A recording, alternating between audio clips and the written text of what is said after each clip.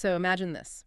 You wake up one morning and find the rules for energy. Well, they've just completely changed. For folks with solar, that's not really imagination anymore. It's happening, and honestly, most people have no idea what's coming down the pike.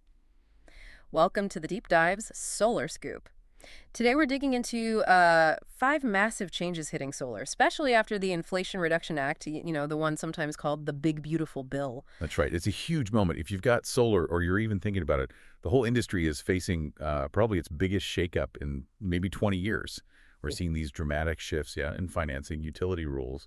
But, there's also massive opportunity here for homeowners who actually understand what's going on. Okay, let's unpack that. Where do we start? I guess the biggest deadline, one everyone's asking about, that 30% federal solar tax credit. Is it really just vanishing or phasing out? No, it's not a phase out. That's the critical thing. It's a hard stop. December 31st, 2025, it's gone. And without it, the economics just change completely. That nice lower monthly payment, the bill swap idea, much harder to make work.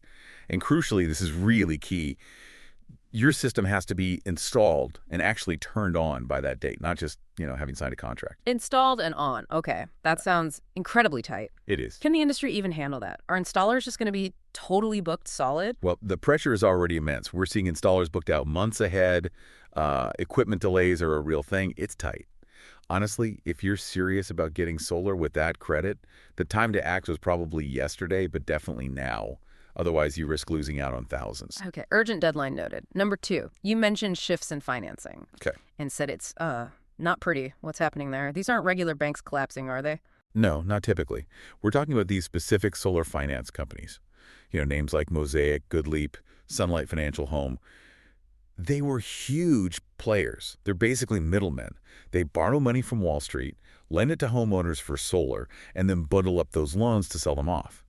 But the real issue, the not pretty part, is these exploding dealer fees they charge the solar installers. It used to be maybe 7%. Okay. Now, we're seeing 20, 30, even 40%.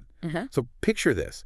A $30,000 solar system might have like a hidden $12,000 fee baked in that goes straight to the finance company. $12,000 hidden. Yeah, before the installer even sees a dime for the actual work.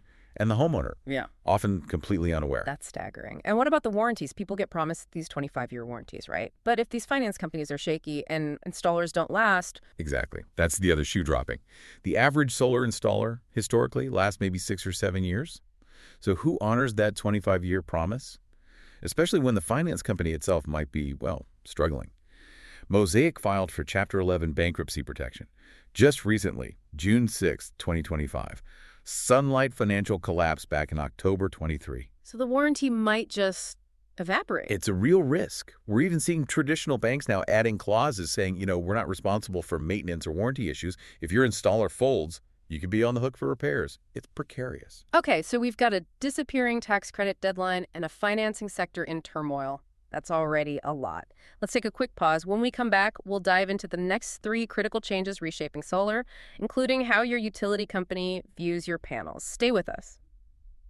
All right, we're back on the Solar Scoop, diving deep into the 5 big shifts hitting solar. We've covered the tax credit cliff and financing chaos. What's number 3? You mentioned utilities, net metering. Yeah, net metering. That's basically the system where, your solar panels make extra power, it flows back to the grid, and the utility gives you credit for it. Sounds fair. Why are utilities changing it? Well, traditionally, many places had 1-for-1 net metering. Yeah. You got a kilowatt-hour credit for every kilowatt-hour you sent back. Utilities generally don't love that. Why not? Because it cuts into their profits. Yeah. Their model is buy low, sell high. Buying your solar power at the full retail rate, that's not buying low for them. So they're pushing for new rules. California is a big example with their NEM 3.0. Now, you might have to send back like 4, 5, even 6 kilowatt hours just to get credit for one. Wow. That completely changes the payback calculation. Completely. And it's not just California. Other states are definitely looking at similar changes. And isn't there another wrinkle with time of use rates? Exactly. That adds another layer. Your solar panels produce the most power around noon, right? But that's often when electricity is cheapest, maybe 8 cents a kilowatt hour. But you use most of your power in the evening, say 6 p.m., when rates are highest, maybe 25 cents. So you're selling low and buying high. Okay, so the value of exported solar is dropping fast. But what about people who already have solar with existing agreements? Are those safe? That's the really concerning part. Utilities are actively trying to change existing agreements, even ones that were supposed to be locked in for 20 years. Retroactively. Yes, there are huge legal fights happening, but the risk is definitely there. Counting on that old net metering deal long term, it's becoming pretty risky. Hmm. Okay, that leads kind of naturally into the fourth change. You're saying solar is becoming less of a product, more of a service. Precisely. The old way was thinking, what's the price per watt? Like buying commodity. But that just doesn't work anymore. Today's systems are way more complex. It's not just channels, it's batteries, EV chargers, smart home integration, managing energy flows. It takes real expertise. Right, not just slapping panels on the roof. Exactly. That old 25-year warranty model from an installer who might be gone in 5 years, it was never realistic for these integrated systems. Ugh. So the companies that are thriving now, they operate more like, say, your HVAC company, offering design, install, ongoing monitoring, maintenance, a whole service package. Which means different pricing too, I imagine, not just a fixed upfront cost. Yeah, you're seeing more service contracts, maybe time and materials, billing for maintenance. It's a shift in mindset. So for homeowners, the takeaway is don't just look at the sticker price. Definitely not. Look at the company's track record, their service capabilities, and importantly, budget for some ongoing maintenance, just like you do for other critical home systems. Okay, that makes sense. And the fifth, final change, you called this the biggest one. I think it is. It's the shift to whole home energy management, Yeah. moving beyond just panels to like a complete home energy ecosystem. An ecosystem, what does that involve? Think about all the trends converging. EVs becoming common, heat pumps replacing old furnaces and ACs, batteries getting affordable, smart home tech tying it all together. And the magic happens when you integrate it all. Your solar charges your car. Your car could potentially power your house in an outage vehicle to home, or V2H. Your battery buys cheap power at night, maybe sells it back when it's expensive. That sounds transformative. You're not just lowering your electric bill anymore. Right. You're potentially eliminating your gas bill, your gasoline costs if you have an EV, maybe even earning income from your system interacting with the grid. But that sounds incredibly complex to set up. It requires a high level of expertise. Absolutely. You're not just installing hardware, you're designing and programming an entire energy system.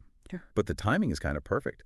The technology is mature, there are tax credits available for batteries, heat pumps, EV chargers right now, and honestly, the demand is exploding because utility rates keep climbing.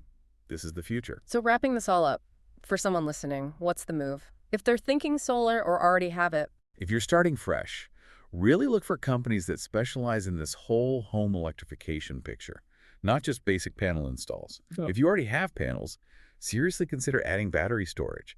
It helps insulate you from those changing net metering rules and unlocks a lot of these newer benefits. so massive changes, definitely some turbulence, but also a path forward to something better. I think so. The industry's shaking out, yes.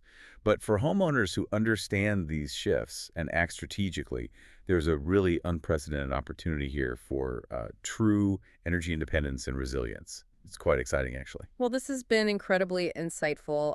If you're trying to figure out how all these changes impact your specific home and situation, maybe consider reaching out to the Integrate Sun team. They offer a free, pretty comprehensive energy consultation to help navigate all this. Thanks for joining us on the Solar Scoop.